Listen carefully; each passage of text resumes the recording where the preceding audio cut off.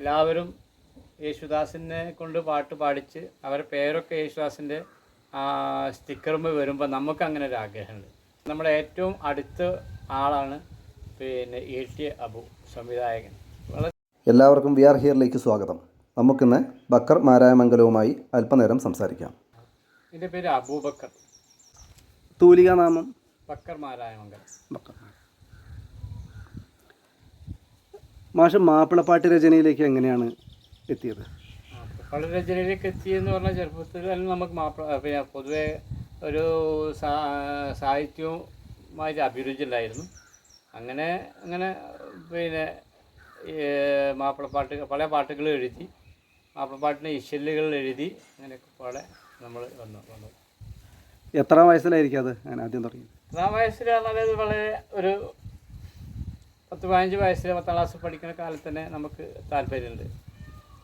സ്കൂളിൽ പഠിക്കുന്ന കാലത്ത് തന്നെ എഴുതിയിട്ടുണ്ട്.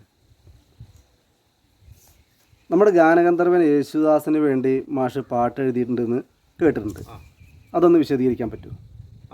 അതായത് നമ്മൾക്ക് ഒരാഗ്രഹം ഉണ്ടായിരുന്നു, അപ്പോൾ യേശുദാസിനെ കൊണ്ടൊരു പാട്ട്, ഒരു കാസറ്റിൽ ഒരു പാട്ട് വരണം.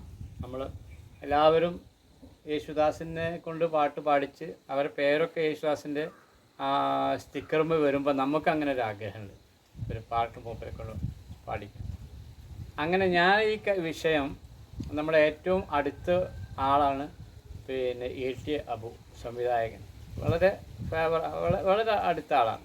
പക്ഷെ ഞങ്ങൾ രണ്ടാളും പിന്നെ പ്രവർത്തന മേഖല രണ്ടാണെങ്കിലും വളരെ ബന്ധമാണ്. അവരുടെ കുടുംബമായിട്ട് നല്ല ബന്ധമാണ്. അദ്ദേഹവുമായിട്ട് നല്ല ബന്ധമാണ്. എല്ലാ ബന്ധങ്ങളും നല്ല ബന്ധങ്ങളാണ്.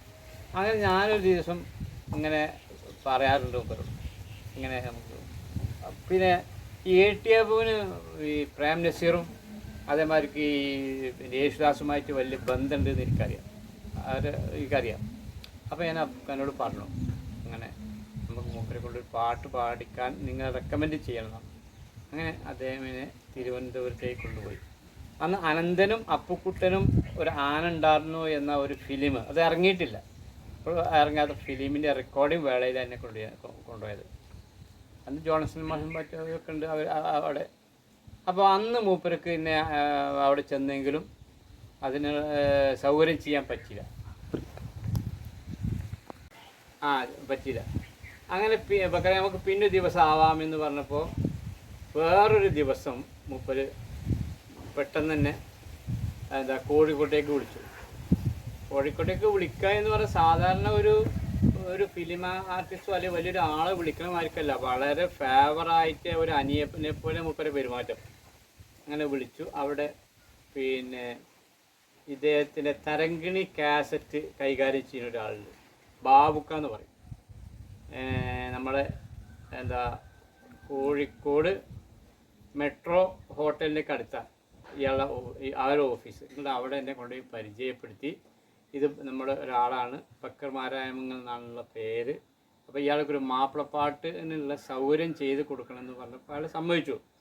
പക്ഷേ ആ കൊല്ലം പിന്നെ ഈ പാട്ടുകളൊക്കെ കലക്ട് ചെയ്ത് റെഡിയാക്കിയിരുന്നെങ്കിൽ പോലും എൻ്റെ ഒരു പാട്ട് ബാബുക്ക എടുത്തു.